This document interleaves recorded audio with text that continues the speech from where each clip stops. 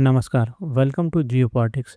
Recently red sea में एक event हुआ जिसमें चाइना के एक मिलिट्री वेसल ने जर्मनी के एक सर्विलियंस एयरक्राफ्ट पर लेज़र वेपन से अटैक किया। अब आप लोग सोच रहे होंगे कि ये जर्मनी का सर्विलियंस एयरक्राफ्ट रेड सी में क्या कर रहा था।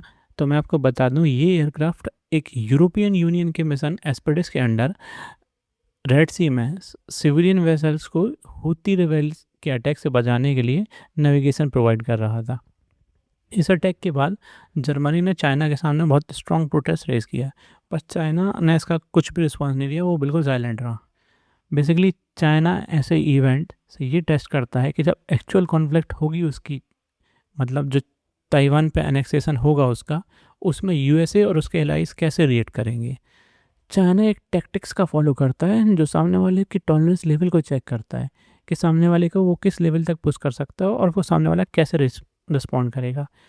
चाइना जब ताइवान पर अटैक करेगा, जो कि एक इनएविटेबल इवेंट है, तो वो उसी के प्रिपरेशन में ये सब चेक करता है कि सामने वाले कंट्रीज कैसे रिस्पॉन्ड करेंगे। इस वॉर से रिलेटेड द वीक ने एक बहुत अच्छा आर्टिकल पोस्ट किया था, is China preparing to invade Taiwan. इसमें इन्होंने बहुत अच्छे से बताया कि चाइना किस तरीके से अटैक करेगा और ताइवान किस तरीके से उसको डिफेंड कर पाएगा। चलिए हम इस पर कुछ डिस्कस करते हैं। मैं आपको बताता हूँ इस आर्टिकल में इन्होंने क्या क्या बताया है। द वीक ने एक बहुत अच्छा आर्टिकल पब्लिश किया था, is China preparing to invade Taiwan. इसमें इन्होंने बताया कि किस तरीके से चाइना इन्वेड करेगा और उसके क्या कॉन्सिक्वेंसेस होंगे वर्ल्ड पे और चाइना पे और ताइवान पे, और यूएसए कैसे इन्वॉल्व हो सकता है इस कॉन्फ्लिक्ट में, और ये कॉन्फ्लिक्ट कैसे वर्ल्ड वॉर 3 का रिस्क पोज करती है। क्योंकि ये वॉर अकेले ताइवान और चाइना के बीच नहीं होगी। अगर ताइवान को डिफेंड करना है यूएसए आया तो ये वॉर यूएसए वर्सेस चाइना होगी, जो कि 2 न्यूक्लियर पावर हैं। इस आर्टिकल में इन्होंने यूएसए के डिफेंस सेक्रेटरी की पोस्ट वहाँ वैसे होती है जैसे हमारे यहाँ राजनाथ सिंह है डिफेंस मिनिस्टर, वो दोनों पोस्ट इक्वल है। हमारे यहाँ डिफेंस मिनिस्टर, वहाँ पे डिफेंस सेक्रेटरी, जो कि पीट हेक्सिथ हैं। इन्होंने 2025 में संग्रीला डायलॉग में एक बात जो बोली थी, इन्होंने उसको एग्जैक्टली कोट किया है कि China, communist China is preparing to conquer Taiwan by force, और ये इंडो पैसिफिक और वर्ल्ड के लिए डेवेस्टेटिंग कॉन्सिक्वेंसेस लाएगा। इस आर्टिकल में इन्होंने ये भी बताया है कि चाइना कैसे वेस्टर्न सैंक्शन से बचने के लिए गोल्ड का स्टॉकपाइल कर रहा है कुछ सालों से, जो कि चाइना को वेस्टर्न सैंक्शन से बचाएगा जब ये अटैक होगा।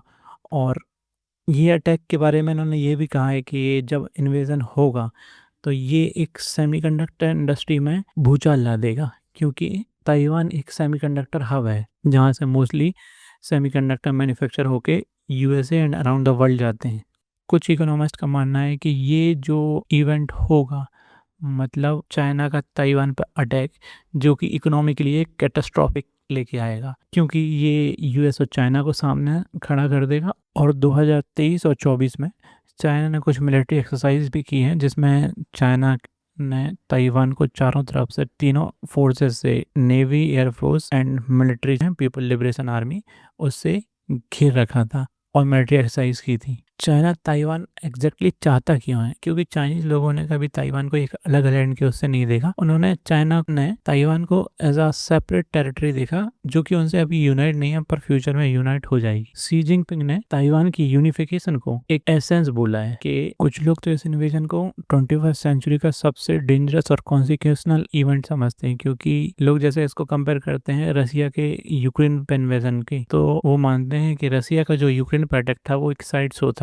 इन दोनों के कंपैरिजन में ये अटैक बहुत ही डेंजरस और कैटास्ट्रॉफिक होगा। चाइना और ताइवान के बीच में ये जो जगह दिख रही है, ये है ताइवान स्ट्रेट, और इस ताइवान स्ट्रेट को चाइना को क्रॉस करना आसान नहीं होगा, क्योंकि यहाँ पे इनके बहुत सारे पोर्ट हैं, और या तो इनको all the way mainland China से ही मिसाइल लॉन्च करना पड़ेंगे, या फिर इनकी नेवी को ताइवान स्ट्रेट पार करने में बहुत ही मेहनत करनी पड़ेगी। अगर चाइना ताइवान पर ग्राउंड इन्वेजन लॉन्च करता है तो उसको अपने सोल्जर्स को ताइवान स्ट्रेट से यहाँ तक मेनलैंड ताइवान तक लाने के लिए, 1000 ऑफ सोल्जर्स को शिप के थ्रू यहाँ लाने के लिए मेनलैंड ताइवान पे बहुत टाइम लगेगा, जिसमें कुछ घंटे लगेंगे, और वो टाइम ताइवान को मिल जाएगा चाइना की इस शिप को डिस्ट्रॉय करने के लिए। चाइना ने अपनी मिलिट्री को ताइवान स्ट्रेट की तरफ डिप्लॉय करना चालू कर दिया, जो कि एक सैटेलाइट इमेज से यूएसए ने दुनिया को दिखाया। ये 2022 में ताइवान स्ट्रेट पे चाइना ने अपनी नेवी की कुछ ड्रिल्स भी की थी और ट्रांसपोर्टेशन की भी एक रिहर्सल की थी। ताइवान के वेस्टर्न साइड कुछ इनके पोर्ट है। अगर चाइनीज ट्रूप्स यहाँ तक मेनलैंड ताइवान तक आ जाते हैं तो ये इन पोर्ट्स पे लैंड करेंगे। तो ताइवान का एक प्लान ये भी हो सकता है कि जब चाइना का अटैक हो तो ये अपने पोर्ट्स खुद ही डिस्ट्रॉय कर लें, ताकि चाइना के सोल्जर्स को वहां आने का टाइम ही ना मिले। ताइवान की वेस्ट कोस्ट पे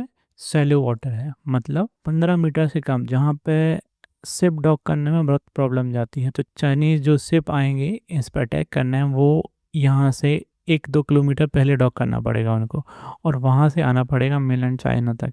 तो चाइना की ज्योग्राफी ऐसी उसको है कि उस पर अगर कोई अटैक करता है तो वो सपोर्टिव वे में उसको ले सकते हैं रिस्पॉन्ड करने के लिए। और हम अब हम ताइवान के ईस्ट कोस्ट पर देखें तो वहाँ पे एक स्टीप स्लोप है, जिसे चढ़ने के लिए चाइनीज सोल्जर्स को बहुत मशक्कत करनी पड़ेगी, और उसका ग्रेडियंट अप्रॉक्स 15 डिग्री है, जो कि एक इजी टारगेट नहीं होगा वहां से ताइवान पर चढ़ाई करने के लिए। ताइवान कुछ ऐसे इंफ्रास्ट्रक्चर भी बना के रखा है जो चाइनीज शिप्स को आके रोक सके। यहाँ हम देख पाएंगे, यहाँ पे ये सी माइंस लगा के रखे हैं, और यहाँ ये ड्रिल भी की है कि जैसे जब चाइना का इन्वेजन होगा तो कैसे उसे रोकेंगे। ताइवान की ज्योग्राफी का एक और इंटरेस्टिंग पार्ट है, वहाँ पे माउंटेन्स एंड रिवर्स, जिनको क्रॉस करना पीएलए को आसान नहीं होगा। अगर चाइना को ताइवान पे फुल कंट्रोल करना है तो उसे उसकी कैपिटल तक पहुंचना पड़ेगा। जो इनकी मेन पॉपुलेशन है वो कैपिटल के अराउंड ही रहती है। वो भी इजी नहीं होने वाला, क्योंकि 3 रूट हैं जो कि आप ये देख पाएंगे इनकी कैपिटल ताइपी पे पहुंचने के लिए, जो कि तीनों माउंटेन्स और रिवर से सराउंडेड है। ताइवान ये एज्यूम भी करके चलता है कि ये